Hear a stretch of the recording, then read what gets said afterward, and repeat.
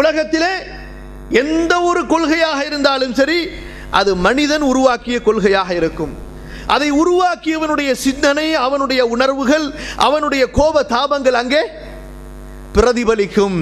இஸ்லாம் அல்லாஹ் படைத்த இறைவன், அவனுக்கு மத்தியிலே எல்லா படைப்புகளும் சமம். எல்லா மனிதர்களும், வெள்ளையர்கள், கருப்பர்கள், ஆங்கிலேயர்கள், அமெரிக்கர்கள், இந்தியர்கள், எல்லா மக்களும் அவனுக்கு முன்னால் சமம். எனவே அவனுக்கு ஒருவரை திருப்திப்படுத்த வேண்டும் என்ற எக்கவலையும் கிடையாது. இவர் கோபித்துக் கொள்வார், இவர் கோபித்துக் கொண்டால் எனக்கு என்ன நடக்கும் என்று பயப்பட வேண்டிய அவசியமும் இல்லை, அவனுக்கு இல்லை. ஆட்சியை அவனுடைய கையில் இருக்கிறது, அதிகாரம் அவனுடைய கையில் இருக்கிறது.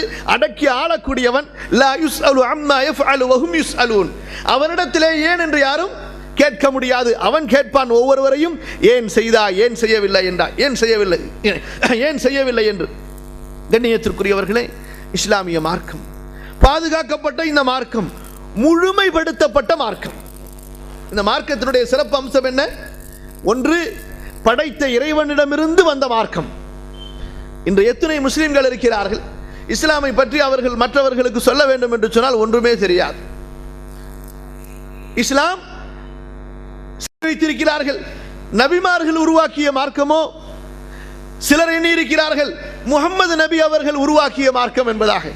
சில மேலை நாட்டுக்காரர்களும் இங்கே படித்த மேதாவிகளும் என்ன எண்ணியிருக்கிறார்கள், இஸ்லாம் முகமது நபி அரபியர்களுக்காக கற்பித்த மார்க்கம் என்று. இல்லை, இஸ்லாமிய மார்க்கம் படைத்த இறைவனால் இறக்கப்பட்ட மார்க்கம், கற்பிக்கப்பட்ட மார்க்கம். இந்த இஸ்லாமிய மார்க்கம் அதனுடைய சட்டதிட்டங்கள் ஒவ்வொரு காலத்திற்கும் ஏற்ப படைத்த இறைவன் அதை மக்களுக்கு இறக்கி கொண்டிருந்தான், தூதர்களுக்கு இறக்கி கொண்டிருந்தான். இறுதியாக அல்லாஹ்வினுடைய அந்த ஏற்பாடு இனி அடுத்து இந்த உலகை அழிக்கும் நாள் வரை மாற்றங்கள் தேவையில்லாமல் முழுமையான ஒரு மார்க்கத்தை, இந்த மார்க்கத்தை முழுமைப்படுத்தி கொடுக்க வேண்டும் என்று, அதன் அடிப்படையில் தான் முஹம்மது ஸல்லல்லாஹு அலைஹி வஸல்லம் அவர்களை அல்லாஹ் அனுப்பினான். ஹிஜாஸ் பகுதியிலே மக்காவில் பிறந்த முஹம்மது அவர்களை அல்லாஹ் தேர்ந்தெடுத்தான். அல்லாஹ் இந்த மார்க்கத்தை கற்பிப்பதற்காக தூதர்களை தேர்ந்தெடுக்கிறான். அந்த தூதர்களின் மூலமாக மக்களுக்கு சட்டங்களை சொல்லுகின்றான்.